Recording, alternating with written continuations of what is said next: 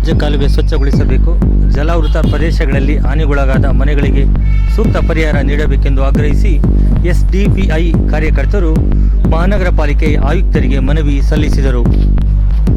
ಯಾವುದೇ ಇಂಜಿನಿಯರ್ ಆಗಲಿ ಮತ್ತು ಹೆಲ್ತ್ ಇನ್ಸ್ಪೆಕ್ಟರ್ ಆಗಲಿ ಇದರ ಬಗ್ಗೆ ಕಾಳಜಿ ವಹಿಸ್ತಾ ಇಲ್ಲ. ನಿಮ್ಮ ನಿರ್ಲಕ್ಷ್ಯದಿಂದಲೇ ಇಂತಹ ಅನಾಹುತಗಳು ಪದೇ ಪದೇ 10 ವರ್ಷದಲ್ಲಿ 10 ಸಲ ಆಗಿದೆ. ನೀವೇ ಮಹಾನಗರ ಪಾಲಿಕೆ ಅಂತ ಅವರಿಗೆ ಗಂಜಿ ಕೇಂದ್ರ ಮಾಡಿಕೊಟ್ಟಿದ್ದೀರಾ, ಜಿಲ್ಲಾಡಳಿತದಿಂದ ಗಂಜಿ ಕೇಂದ್ರ ಅಂತ ಮಾಡಿಕೊಟ್ಟಿದ್ದೀರಾ, ಬೇರೆ ಬೇರೆ ಏನೋ ವ್ಯವಸ್ಥೆ ಹೋದ ಸಲ ನೀವು ಮಾಡಿದ್ರಿ. ಅಂದ್ರೆ ಅದು ಶಾಶ್ವತ ಪರಿಹಾರ ಅಲ್ಲ ಸರ್. ನಾವು ಹೇಳ್ತಾರೆ ಅಂತ ಹೇಳಿದ್ರೆ ಇದಕ್ಕೆ ಒಂದು ಶಾಶ್ವತ ಪರಿಹಾರ ಬೇಕು. ಒಂದು.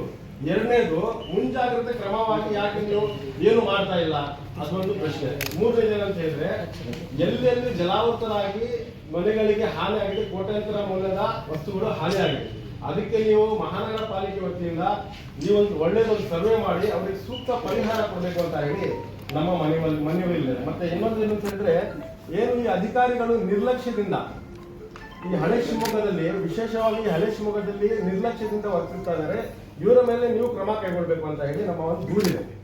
ಹಾಗೆ ನಮ್ಮ social democratic party of India ಜಿಲ್ಲಾ ಸಮಿತಿ ವತಿಯಿಂದ ನಾವು ಒಂದು ಮೆಮೊರಾಂಡಮ್ ಖಾಲಿ ಮಾಡೋದಾಗ್ಲಿ, ಒಂದು ಗಂಜಿ ಕೇಳ ಮಾಡಲಿಕ್ಕೆ ಒಂದು ಹೆಲ್ಪ್ ಎಲ್ಲ ಮಾಡಿದ್ರು. ಈ ಸಲ ಇಡೀ ಈ ಮಳೆಗಾಲದಲ್ಲಿ ಮಹಾನಗರ ಪಾಲಿಕೆ ಮತ್ತು ಜಿಲ್ಲಾಡಳಿತ ಸೇರಿಕೊಂಡು ಇದೆಲ್ಲ ಜವಾಬ್ದಾರಿ ವಹಿಸಬೇಕು ಮತ್ತು ಯಾರು ಇದಕ್ಕೆ ನಿರ್ಲಕ್ಷ್ಯ ಮಾಡ್ತಾರೆ ಅವರ ಮೇಲೆ ಕ್ರಮ ಆಗಬೇಕು ಅಂತ ಹೇಳಿ ನಮ್ಮ ದೂರಿದೆ ಸರ್ ಹೇಳ್ತಾರೆ. ಆದರೆ ಟಿಪ್ಪು ನಗರ ಇರ್ಬೋದು, JP ನಗರ ಇರ್ಬೋದು, ಆನಂದರಾವ್ ಬಡಾವಣೆ ಇರ್ಬೋದು, RML ನಗರ ಇರ್ಬೋದು, ಇಮಾಂಬಾಡ ಇರ್ಬೋದು, ಟ್ಯಾಂಗ್ ಮೊಹಲ್ಲಾ ಇರ್ಬೋದು, ಅದೇ ಥರ ಬಾಪೂಜಿ ನಗರ ಇರ್ಬೋದು, ಇದೇ ರೀತಿ ಮಂಡ್ಲಿ ಇರ್ಬೋದು, ಇಂಥ ಭಾಳಷ್ಟು ಪ್ರದೇಶಗಳು ಪದೇ ಪದೇ ಜಲಾವೃತ ಆಗಿ ಅಲ್ಲಿನ ನಿವಾಸಿಗಳಿಗೆ ತೊಂದರೆ ಆಗ್ತಾ ಇದ್ರು ಕೂಡ ಇಲ್ಲಿನ ಜಿಲ್ಲಾಡಳಿತ ಮತ್ತು ಮಹಾನಗರ ಪಾಲಿಕೆಯ ನಿರ್ಲಕ್ಷ್ಯವೇ ಇಲ್ಲಿ ಇದಕ್ಕೆ ನೇರ ಹೊಣೆ ಆಗಿದೆ.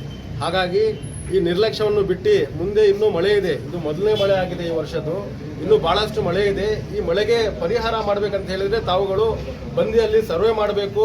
ಮತ್ತೇನು ರಾಜಕಾಲುವೆಗಳು ಇದ್ದಾವೆ, ಆ ರಾಜಕಾಲುವೆಗಳಲ್ಲಿ 2 ಅಡಿ 3 ಅಡಿ 4 ಅಡಿ ತನಕನೂ ಕೂಡ ಮಣ್ಣು ತುಂಬಿಕೊಂಡಿದೆ. ಅದು ಕ್ಲೀನ್ ಮಾಡೋರು ಯಾರೂ ಇಲ್ಲ.